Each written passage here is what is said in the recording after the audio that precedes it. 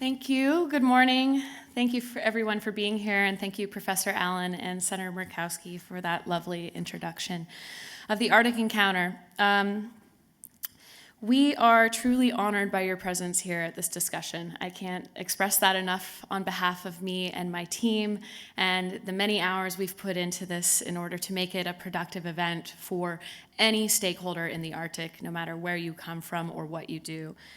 I'm proud to say that we have participants here with us from many nations, many Arctic nations, including Russia, Finland, Canada, France, Norway, the US, and others.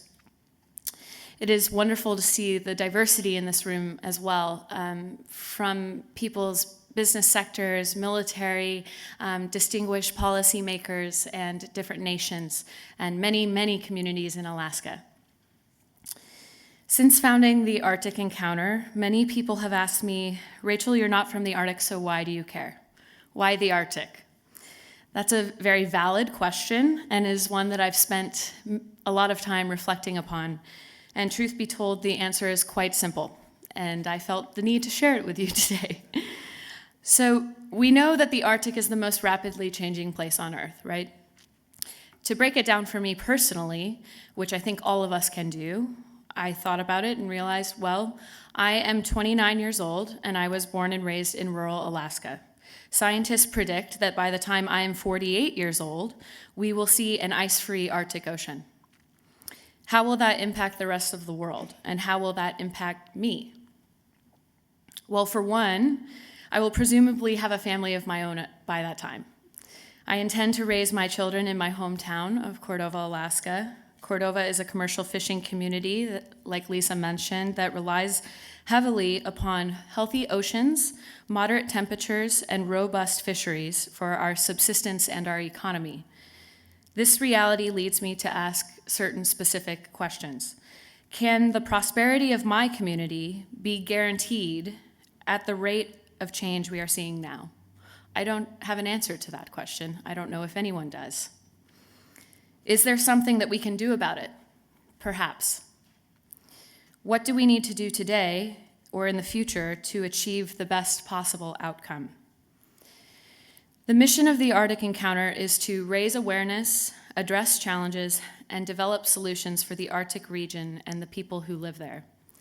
This year's theme, Acting Right in the Arctic, strives to promote the prosperity and health of Arctic resources, environments, and communities through right action.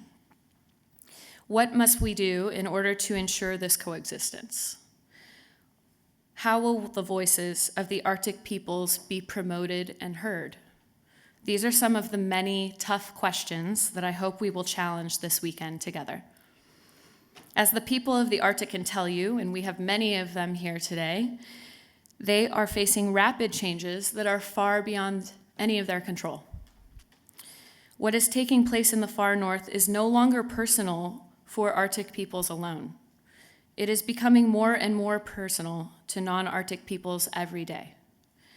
This is a reality that we, as participants, lawmakers, experts, and researchers must promote wherever we go.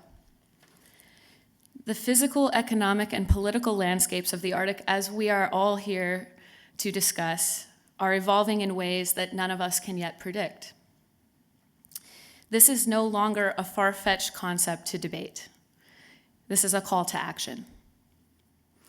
We as individuals and we as the United States have a great opportunity before us. The Arctic is in many ways an opportunity to learn from our past mistakes and to make powerful change.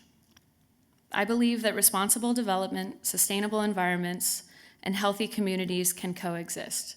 I've determined that that's my mission for everything I'm doing.